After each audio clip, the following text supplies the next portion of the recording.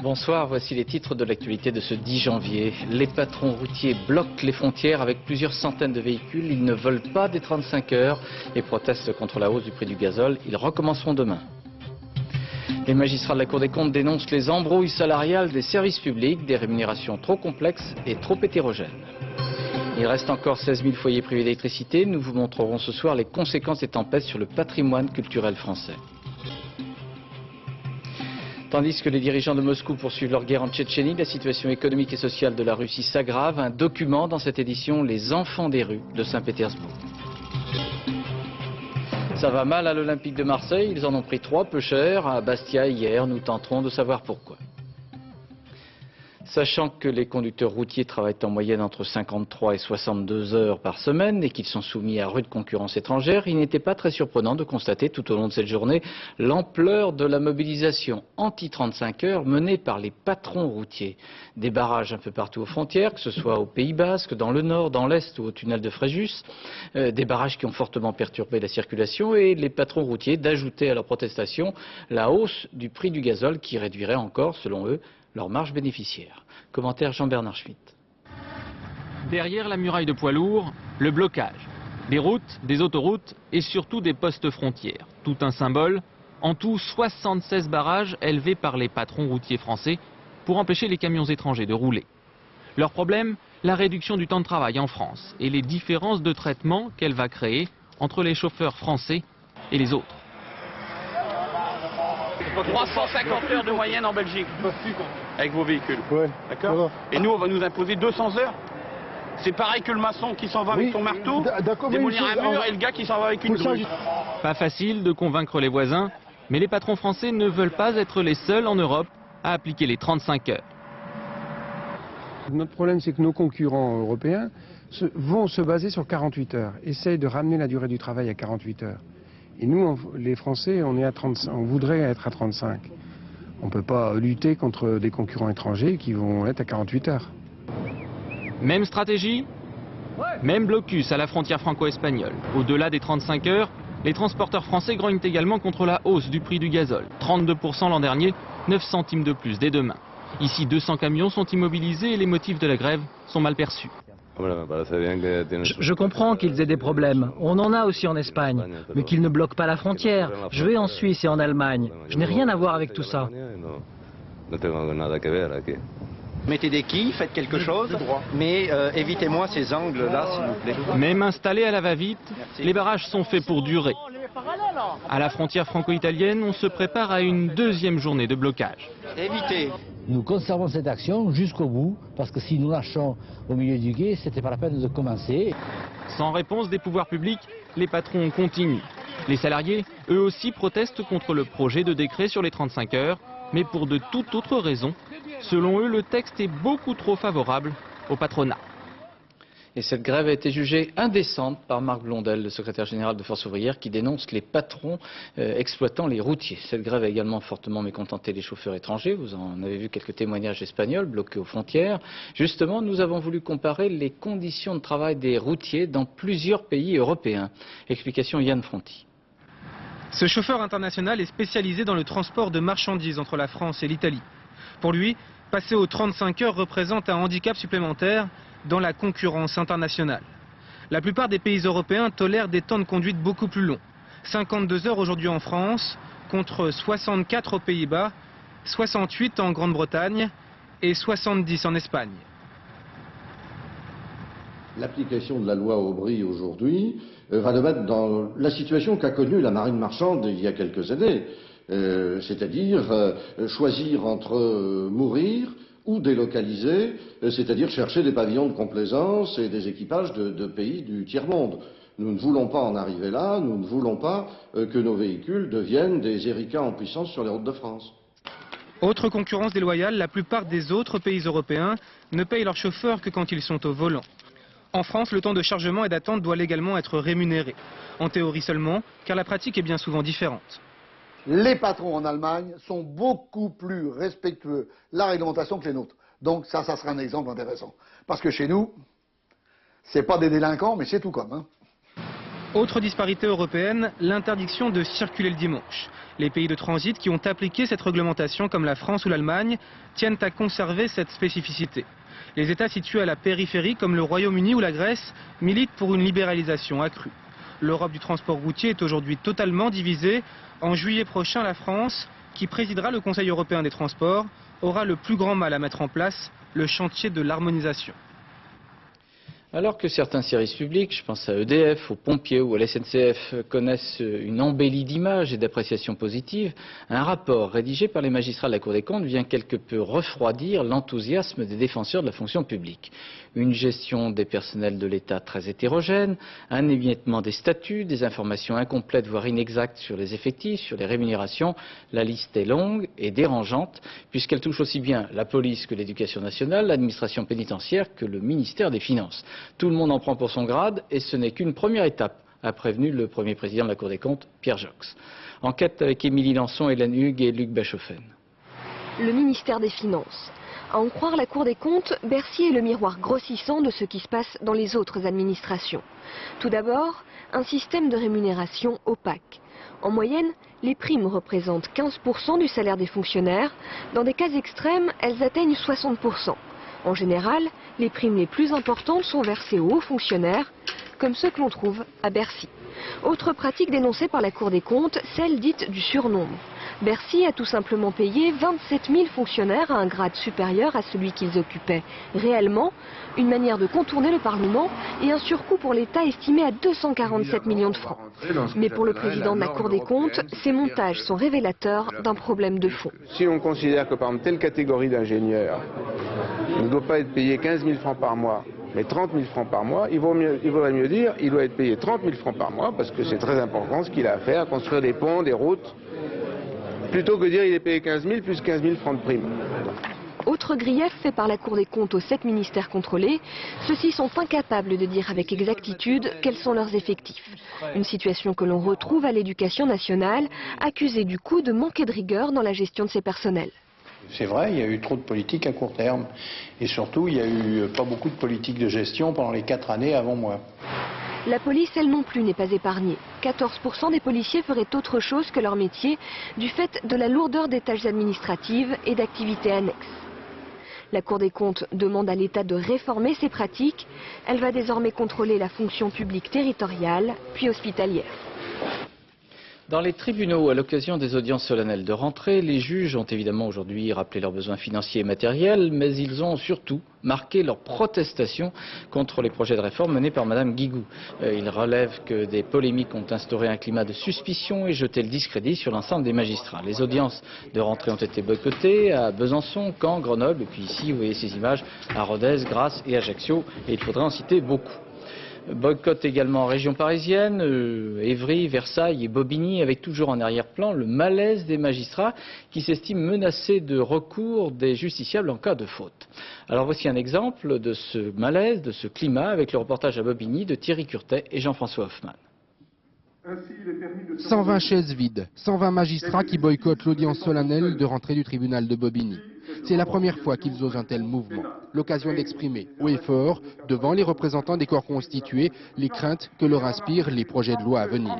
Tous désapprouvent des textes qu'ils estiment de circonstance, qui ne font que jeter la suspicion sur leurs fonctions. Et le président relaye ses craintes.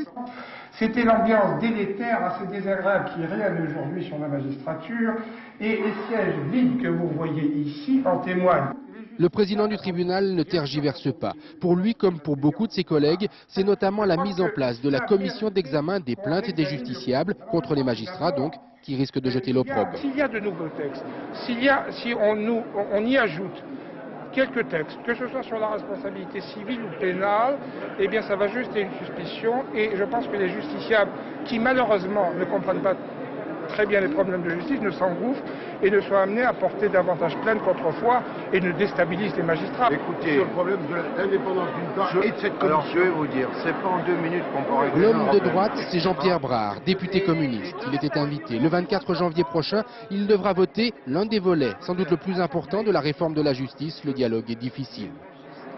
D'un côté, si vous voulez, sur le plan constitutionnel, on clarifie les processus de nomination des magistrats du parquet pour aller vers plus d'autonomie.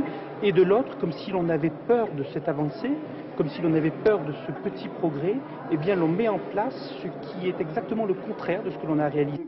Une autonomie en trompe-l'œil, c'est ce que dénoncent les magistrats dans une mobilisation qui surpasse leur clivage politique.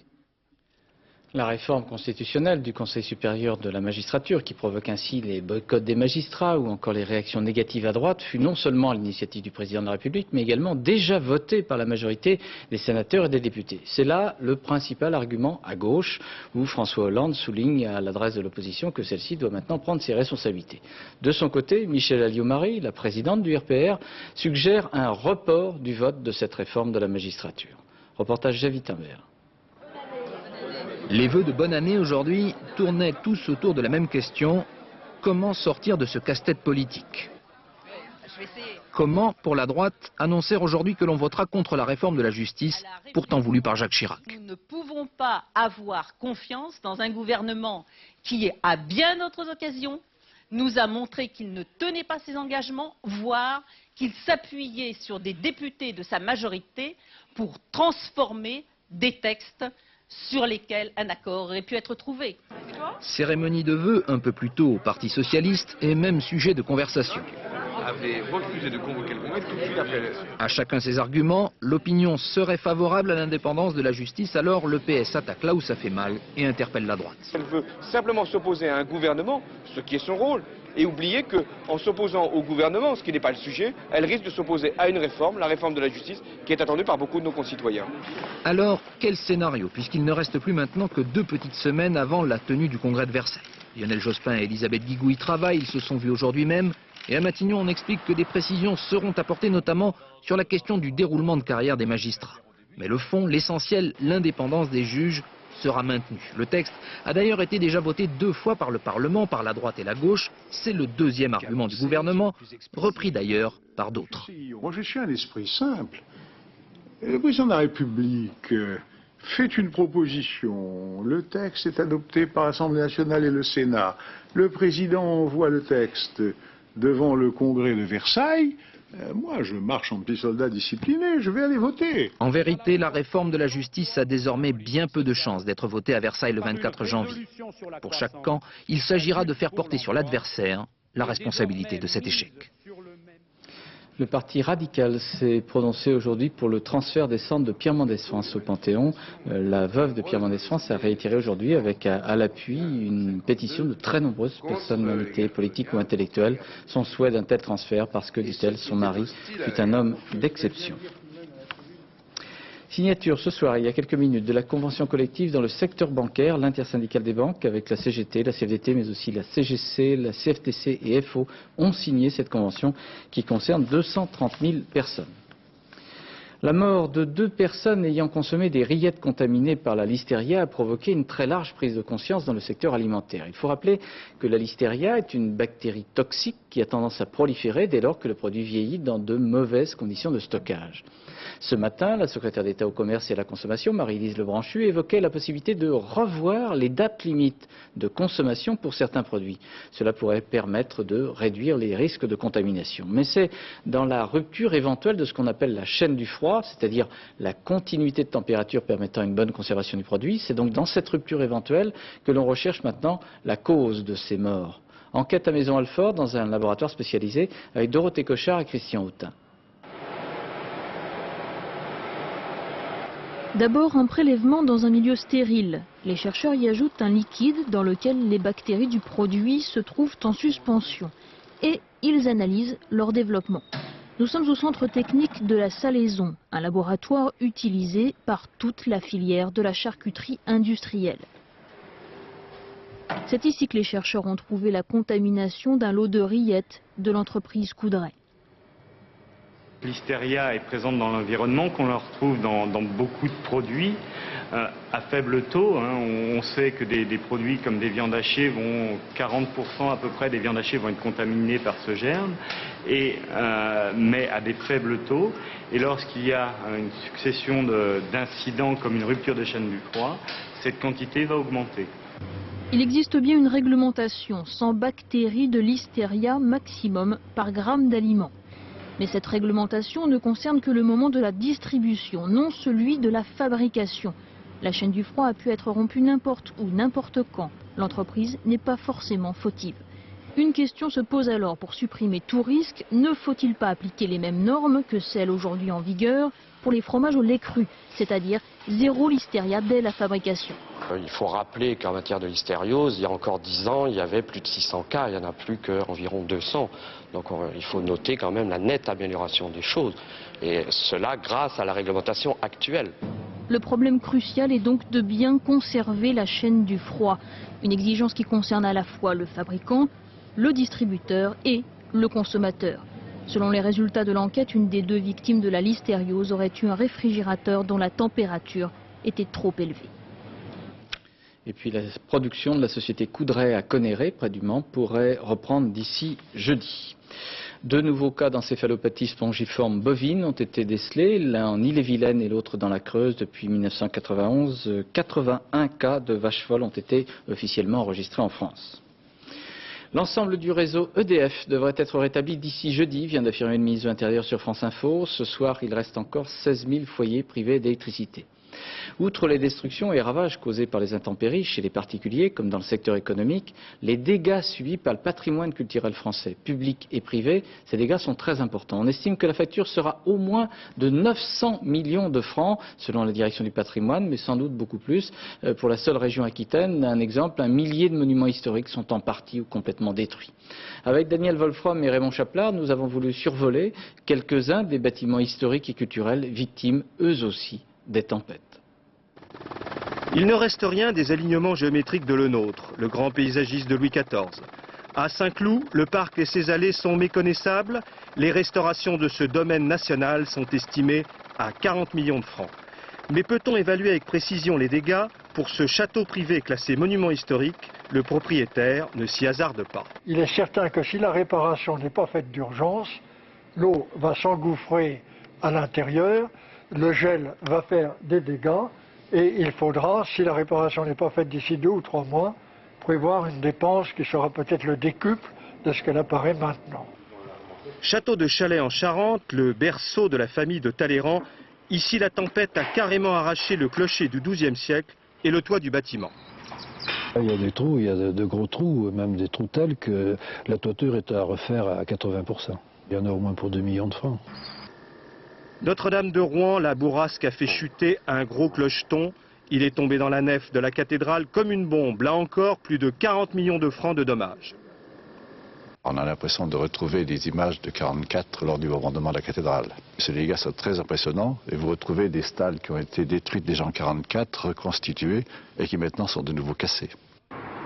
Moins impressionnante, mais tout aussi onéreuse, la chute de 6 pinacles, décoration gothique en forme de pyramide, a crevé les terrasses de pierre de Notre-Dame de Paris. Résultat, 22 millions de francs de travaux, avec en prime 5 millions de francs pour la réfection de la toiture du Panthéon. 3 à peu près par contrefort. Au Panthéon, c'est le dôme qui a été le plus touché. Ce sont des plaques de plomb qui recouvrent ce dôme et qui pèsent plus de 100 kilos, qui ont été arrachées comme des feuilles de papier et précipitées sur la place. On les a retrouvées froissées un peu partout, une vingtaine à peu près, qui ont été arrachées comme ça. Mais il n'y a pas que les parcs à la française, les châteaux d'époque et les cathédrales. Certains bâtiments sont classés pour leur originalité, comme ce fleuron de l'architecture hospitalière de la fin du 19e siècle, l'hôpital Esquirol près de Vincennes, un des plus grands établissements psychiatriques d'Europe. Une partie de la toiture d'époque a été arrachée. Des travaux minutieux commencent, ils vont durer sans compter, c'est le prix à payer pour préserver le patrimoine. Les tempêtes ont réduit à néant les bénéfices engrangés par la SNCF en 1999. Son PDG Louis Gallois estime que cela coûtera plus de 500 millions de francs au réseau ferré. Les pertes nettes seraient donc à la fin du bilan 99 de 73 millions de francs pour un chiffre d'affaires en légère hausse. Monsieur Gallois prévoit des bénéfices à partir de 2001. Rien n'est encore officiel, mais le Premier ministre annoncerait le 19 janvier prochain une série de mesures visant à renforcer la protection de l'environnement. Pour lutter contre l'effet de serre, l'une de ces mesures consisterait à brider les moteurs automobiles lors de leur construction. Il ne s'agirait que d'imposer un signal sonore déclenché à partir de 140 km/h, de façon à rappeler au conducteur qu'il est en infraction au-delà. Il faut ajouter qu'un tel dispositif sera nécessairement soumis à la Commission européenne pour approbation. Déjà, Peugeot et Renault se sont déclarés pas opposés s'il y a un débat européen. Explication avec Elisabeth Esley, Florence Griffon et Régis Maté.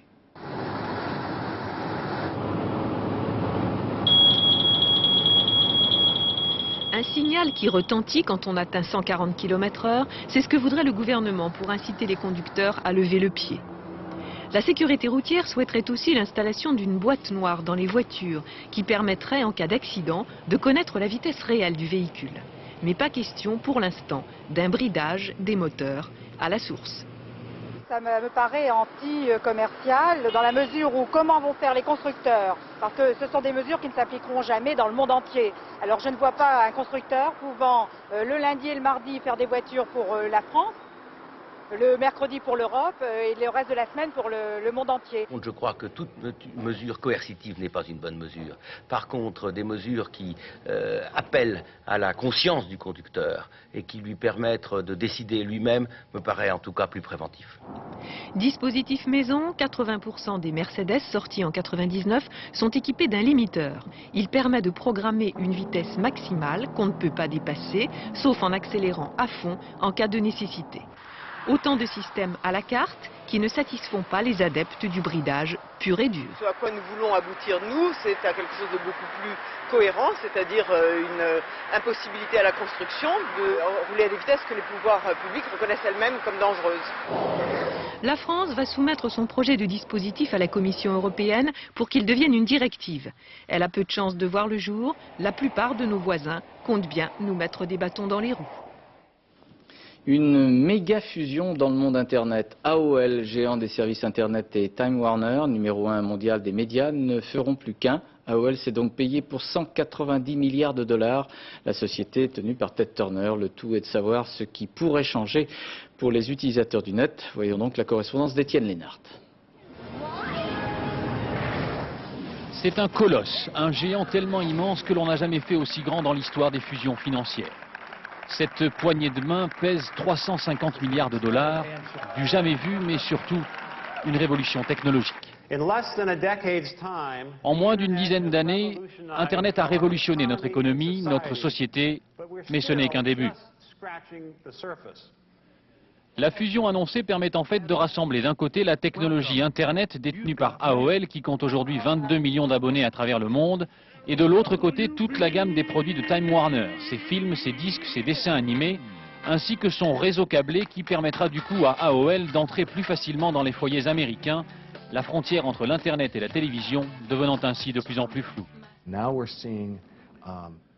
Ce que l'on voit apparaître en fait, c'est un énorme géant qui contrôlera désormais à la fois l'édition, la musique, la télévision et l'Internet.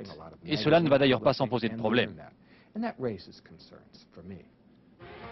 Ceux que le gigantisme de cette nouvelle société inquiète s'entendront répondre que la révolution de l'Internet est en marche, le fait le plus significatif étant sans doute que c'est bien AOL, société créée il y a à peine 15 ans, qui absorbe Time Warner et non le contraire, confirmant ainsi un appétit de développement jamais rassasié. La Belgique fait la leçon à l'Europe et principalement à la France. Le gouvernement belge a décidé de régulariser tous les sans-papiers. Il serait 75 000 actuellement. Jusqu'alors, seuls 400 à 500 clandestins étaient régularisés en Belgique. Certes, tous les candidats n'obtiendront pas leurs papiers. Plusieurs conditions sont posées, mais c'est un changement de politique très net qui a provoqué dès aujourd'hui de très nombreuses files d'attente aux guichets communaux et une vraie évolution des mentalités en Belgique. Commentaire Jérôme Bonny. C'est comme un retour en arrière de 5 ans avant l'application de la Convention de Schengen sur la libre circulation des personnes dans 9 pays d'Europe. Ces contrôles policiers aux frontières belges ne semblent pas indisposer les camionneurs. Autrefois, c'était la procédure normale. Ce n'est pas un problème d'ouvrir et de fermer mon camion. Tout est en ordre là-dedans. La Commission européenne tolère cette entorse à la Convention de Schengen parce qu'elle est provisoire. Ces policiers belges ont pour mission de contrecarrer les filières de l'immigration clandestine au moment où le nouveau gouvernement de Bruxelles lance une opération de régularisation des sans-papiers. Les guichets sont pris d'assaut par les demandeurs. Selon les autorités belges, un accroissement des flux migratoires a été constaté à la veille de cette opération, d'où le rétablissement des contrôles aux frontières. Nous voulons éviter que nous soyons un centre d'appel pour toute l'Europe, et spécialement pour tous ceux venant des anciens pays de l'Est, et où des trafiquants mafieux leur font croire qu'il suffit de venir chez nous pour obtenir tout et n'importe quoi. Selon le ministre de l'Intérieur, les régularisations pourraient concerner entre 20 et 25 000 personnes sur les quelques 75 000 sans-papiers vivant en Belgique. Avec pour ces clandestins le risque de voir les renseignements qu'ils donnent se retourner contre eux si leur demande n'est pas acceptée. En Israël, à Tel Aviv, ce soir, manifestation contre tout retrait israélien du plateau du Golan. Cette importante protestation des colons israéliens intervient alors que les négociations de paix entre Syriens et Israéliens se sont interrompues aux États-Unis. Négociations qui reprendront le 19 janvier prochain. Selon le président Clinton, un accord pourrait être conclu entre Syriens et Israéliens d'ici 2 mois. Après une pause dans l'offensive sur Grozny, la capitale tchétchène, le commandement militaire russe a repris l'offensive. Les Tchétchènes affirment avoir pris le contrôle de 6 nouvelles localités. Mais les Russes menacent, il n'y aura aucune pitié à l'avenir, a déclaré le général russe Kazantsev. Et tout sera terminé avant 2 mois, ajoute-t-il. Mais rien n'est moins certain. Commentaire de notre envoyé spécial à Moscou, Laurent Boussier avec Jean-François Renaud. Les nouvelles du front sont mauvaises et NTV, la seule chaîne de télévision privée russe, ouvre depuis hier soir son journal avec l'annonce des contre-attaques tchétchènes. Chali, Goudermès, Archon-Marten, dans plusieurs villes, les soldats russes subissent la guerre de partisans imposée par les Tchétchènes et une fois de plus, les morts se comptent par dizaines. Comme un scénario qu'on relit, l'histoire se répète. L'état-major russe trop confiant n'a visiblement pas tenu compte des échecs de la guerre de 1996 et contre toute logique, les généraux sur le terrain affirment que la situation reste sous leur contrôle. Avec les réserves qu'on a créées, on peut bloquer n'importe quel village dans la région. Chronique d'un enlisement annoncé et première véritable épreuve en tant que président pour Vladimir Poutine. Cet après-midi, il a réagi à ces attaques en traitant les Tchétchènes de bandits sans tradition ni religion. Cette guerre et les victoires russes de l'automne dernier avaient fait sa popularité. Ses premiers revers pourraient lui coûter très cher. Aujourd'hui est une date clé. Tout dépend si Poutine arrive à gérer ses défaites et à tenir le coup. Tout ça décidera du sort de sa popularité et de sa campagne présidentielle. S'il commet des erreurs, il sera jugé comme responsable de tout ce qui se passe. Pour l'instant, dans les rues de Moscou, la popularité du nouveau président par intérim reste très forte. Je crois que de toute façon, Poutine restera populaire, puisque le peuple croit en lui, à ses idées et à la politique qu'il mène en Tchétchénie, malgré les derniers événements. En attendant, Vladimir Poutine imprime sa marque dans le paysage politique russe, après avoir fait débloquer une somme de 150 millions de dollars pour payer les arriérés de salaire, une mesure très populaire ici. Il a remanié son gouvernement en nommant au poste clé de vice-premier ministre des hommes qui lui sont proches. Donc le président par intérim, Vladimir Poutine, se sent en confiance avec des sondages actuellement très favorables dans la perspective d'une élection présidentielle fixée au 26 mars prochain. Mais les électeurs risquent aussi de se prononcer en fonction de la situation économique et sociale qu'ils vivent ou subissent. Hors du centre de Moscou, c'est en effet la grande misère. Pour France 2, Gilles Rabin et Franck Brisset étaient il y a quelques jours à Saint-Pétersbourg, au vu et au su de tous. Les enfants, des garçons, des filles, traînent dans les rues entre drogue et prostitution. Voici le document qu'ont tourné nos envoyés spéciaux. 6 heures du soir, sur la perspective Nevski, le cœur de Saint-Pétersbourg. Tu dors où? Dans les entrées d'immeubles? C'est dur avec le froid. J'y vis depuis 3 ans. Le bleu là, c'est un flic? Ouais, j'ai essayé de lui piquer son flingue. Des enfants comme ceux-là qui vivent dehors nuit et jour, il y en a plus de 9000 à Saint-Pétersbourg, la 2e ville de Russie. Ils ont tout quitté, ils ne respectent que les lois de la rue, être le plus fort, ne faire confiance à personne, ne pas se faire prendre. Ils ont entre 7 et 16 ans, ils ont froid, ils ont faim, mais ils n'obéissent plus qu'à eux-mêmes. Natacha, comment tu gagnes ta vie? Parfois je ramasse des bouteilles vides. Et sinon? Je pique, je vole. Ça te suffit? Aujourd'hui, je n'ai rien gagné. Elle se prostitue aussi, souvent. Bien sûr, elle ne le dira pas, son souteneur veille au grain.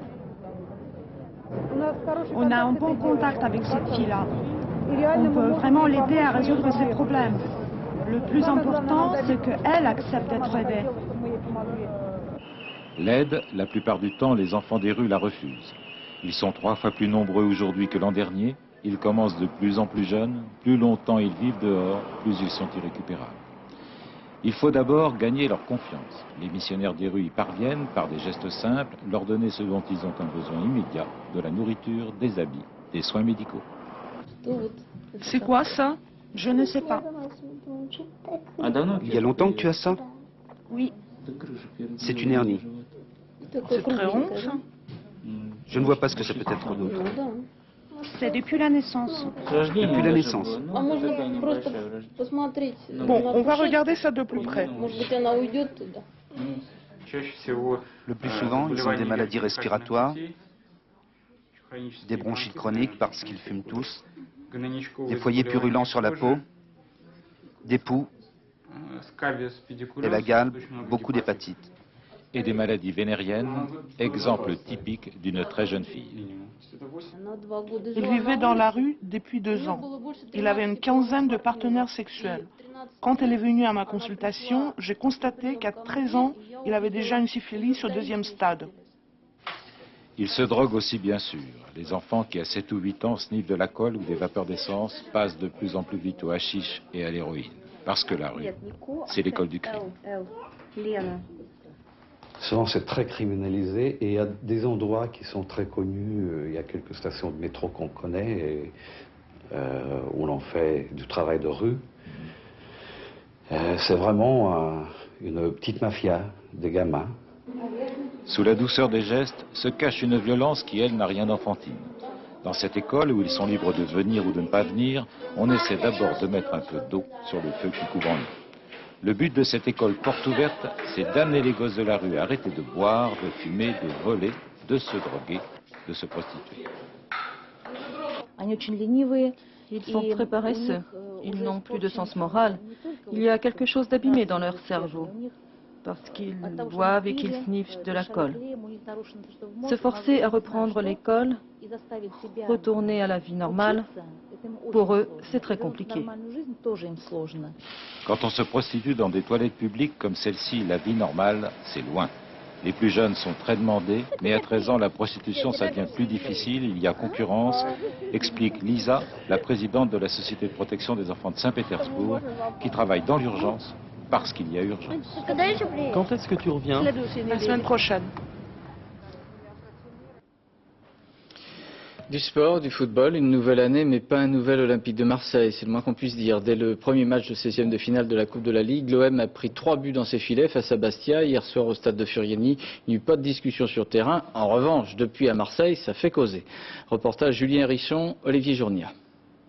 L'OM commence la nouvelle année avec de nouveaux visages, mais pour l'instant, les résultats n'ont toujours pas changé. En 16e de finale de la Coupe de la Ligue, Bastia, à domicile, ruine les espoirs des vice-champions de France. Un premier but est inscrit par l'Achuer, Blondeau, promu capitaine, semble impuissant. Et le calvaire marseillais se prolonge, Jourietti trouve la lucarne de Porato. André inscrit le 3e but et Marseille est KO. Jérôme Leroy et Jean-Pierre Cyprien, les 2 nouveaux de l'OM, n'ont rien changé. Là où certains voient l'insuffisance du recrutement, les dirigeants marseillais préfèrent parler de fébrilité passagère. C'est vrai qu'on dirait qu'on joue avec le frein à main, on dirait qu'on n'est pas assez libéré en compétition. Parce que ce qu'on voit à l'entraînement et ce qu'on voit là, c'est deux visages différents. Maintenant, il faut arriver à retransmettre ce qu'on voit à l'entraînement sur le terrain. Pour soigner l'OM, le président Yves Marchand peut compter sur Bernard Casoni et Sauveur Lombardo. Sauveur, c'est bel et bien son prénom, difficile en ces temps de tourmente de trouver plus adéquate. Ce matin, à la commanderie, les joueurs font un décrassage. Sauveur est toujours là, catogan dans les cheveux et conseil aux lèvres. Il tente de propager sa confiance. Les gens qui m'annoncent comme un psychothérapeute sont des gens qui font du mal à l'équipe, parce que ça sous-entend que l'équipe est malade et elle n'est pas malade du tout. Donc ça, il faut bien, et elle va le montrer qu'elle n'est pas malade. Arrière et trentenaire, Franck Dumas, arrivé d'Angleterre, peut permettre à l'OM de retrouver son vrai niveau. Mais les supporters attendent surtout la venue d'un grand nom. Celui de George Weah est évoqué, histoire de faire à nouveau vibrer les Marseillais. Le rallye automoto Dakar-Le-Caire avec une 5e étape aujourd'hui entre Bobo Dioulasso et Ouagadougou, la capitale du Burkina Faso. Pas de victimes dans la population, heureusement, et un vainqueur sportif, Jean-Louis Schlesser, sur son buggy. Reportage Florent Gautreau et Christophe Vignal. Ils étaient pressés d'arriver, pressés d'en finir avec un début de rallye rapide mais pas très sélectif du côté des voitures. Quelques frissons, des suspensions malmenées et des sauts de cabri parfois aériens, mais aucun bouleversement au classement. Les pistes burkinabées ont favorisé le buggy de Jean-Louis Schlesser qui a remporté la spéciale et se rapproche de Shinozuka au général. J'ai pris beaucoup de risques. Oui. Bon, il faut bien de temps en temps. Et puis il y avait du beau pilotage. Tout en travers, les machins, les belles... Non, c'était très beau. Beau et encore plus impressionnant pour les motards. 178 km/h, record battu par l'Autrichien Kimi Gardner qui remporte la spéciale. C'est le rallye des hommes rapides au pays des hommes intègres. John Deacon n'aura pas connu ce plaisir jusqu'au bout. Ça va. Je voudrais juste dire à ma femme et à mon fils James que je vais bien, même si je suis un peu blessé. Le Français Richard Cinct continue son bonhomme de chemin. Il a choisi de ralentir pour être sûr de finir. Ce soir, il est deuxième au classement général. Les bolides sont passés, l'étape est terminée. La vie reprend son cours dans la brousse burkinabé. Voilà, nous arrivons à la fin de cette édition. Avant de la refermer, je vous rappelle l'information sur les barrages routiers. Ils étaient très nombreux aux frontières. Aujourd'hui, à l'initiative des patrons routiers, ils protestent contre les 35 heures et la hausse du gasoil et ils recommenceront demain. Et puis cette information concernant un accident d'avion près de Zurich, un accident d'un avion Saab 340 de la compagnie Crossair qui s'est écrasé peu après son décollage de l'aéroport de Zurich-Kloten. Il y avait 10 personnes à bord, il n'y aurait pas de survivants, c'est ce que vient d'indiquer le directeur du groupe Crossair, à laquelle appartient cet appareil, qui se rendait à Dresde. Dans quelques secondes, la météo avec Nathalie Riouet. Et puis, je vous donne rendez-vous, c'est à 22h30 pour le magazine Mots Croisés avec Arlette Chabot et Alain Duhamel. C'est un magazine événement puisqu'on parlera tempête, marée noire avec beaucoup de reportages, des témoignages, des révélations et beaucoup d'invités. Jean-Claude Guessot, Philippe Devilliers, Corinne Lepage, Michel Charras, Denis Kessler qui est le président de la Fédération Française des Sociétés d'Assurance et François Roussely d'EDF. Entre autres, c'est donc à 22h30 avec Arlette Chabot et Alain Duhamel. À minuit, vous retrouverez pour le dernier journal de la rédaction Laurence Stolaza. 7h50 demain, Françoise Laborde recevra Roger Poletti, qui est le secrétaire général Force ouvrière des transports. À 13h, ici même, Carole Gessler et Rachid Arabe. À demain 20h. Bonsoir. Merci.